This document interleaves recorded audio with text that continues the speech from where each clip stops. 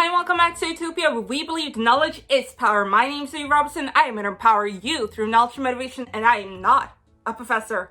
Let's get to learning. And in today's video, we're going to learn about Gothic literature. Those of you watching this who already know me probably know that I myself am a lover of Gothic literature. I love especially The Picture of Dorian Gray, and we've talked about two Gothic books on this channel, Wuthering Heights and Frankenstein. So yeah, I like Gothic literature, and after watching this video, you're going to as well. Also, quick, every single book that I mention here can be found in my description box with affiliate links, but some of the books are free. They're all from Amazon, and you'll find Audibles, Kindles, and physical copies. That being said, let's just jump into it. Something you might know about Gothic literature is that the start of it is set in the Romantic era, and it's sort of almost like a subgenre of Romantic literature. You'll find that there are a lot of romantic elements, not only the love and sex aspect, but also how it's written. It's very emotional, and the whole point of Gothic literature, or horror if you will, is to pull at your emotions, which is the same as with Romantic literature. And they also take use of the scenery a lot, which you can also find in Romantic literature. It is definitely very emotional and over the top. It's meant to be a little shocking.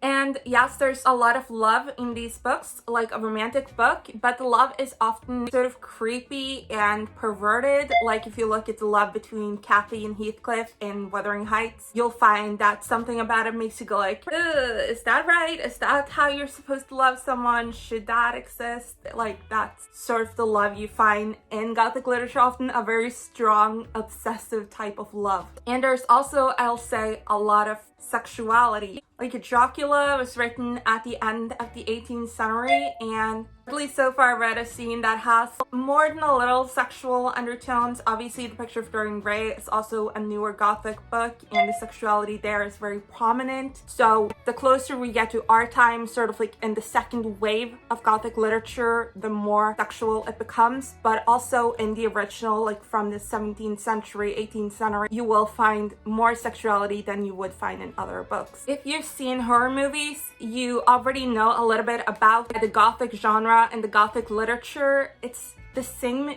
feeling because they aspire to that feeling, the feeling of, oh my god, this is so wrong, but it's so right. It's like looking at a car crash. You can't take your eyes off it, and there's all this mystery going on. You just have to know what happens next.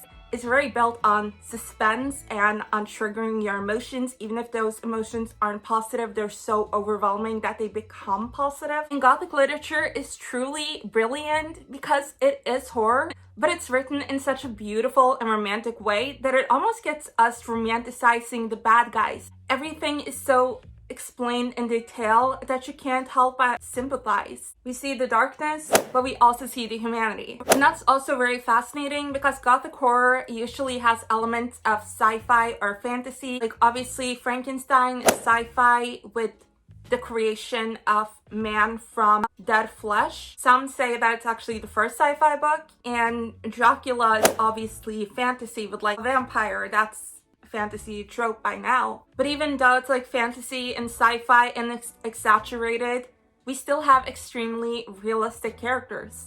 And we also see in a lot of these books society reflected in them, and sort of the fantasy and the sci-fi is used to describe aspects of our own society and real problems. And because these are books written with suspense, we often don't actually know whether or not there is fantasy elements or like magical elements in them. We don't really know if we can trust the narrative and if we have the full story. And that's one of the things that really keeps the mystery alive and that keeps us reading. So in Gothic literature, we have mystery, romance, fantasy or sci-fi, and horror. So a lot of moving elements. And we do have the whole like blood and gore and physical violence, but there's also a lot of psychological thrillers going on in the books as well. First of all, like what will happen next with these unstable characters we are often presented. Secondly, who is to blame? This is a really big one. In both Frankenstein and Wuthering Heights, we see not only the monster, but also the creation of the monster. And that begs us to ask the question, who is really at fault for their actions? Or for what happens? Gothic literature also has a lot of elements of, as I said, the romantic notion of nature, but also in sort of the morbid elements of nature. And we have like walking corpses, children being born and then immediately their parents dying, murder, etc. Like I mentioned, these books are in basically the span of over 100 years. So there's a classical period and then there's a revival. So if you want a video on the different periods, or on the specific periods, or perhaps on Gothic poetry or Gothic feminism or modern adaptations of the classic tropes, then definitely let me know in the comments down below. And if you haven't already, then definitely subscribe to this channel because I post empowering content 3 times a week. I empower you through knowledge and motivation. My channel is all about empowering young women like me and like you. Now, definitely make sure that you head to the description down below because you will find Kindles, audiobooks, and physical books of Frankenstein, Dracula, and Wuthering Heights. And like I said, I'm pretty sure some of them are free. So jump on that right now. Until next time, bye!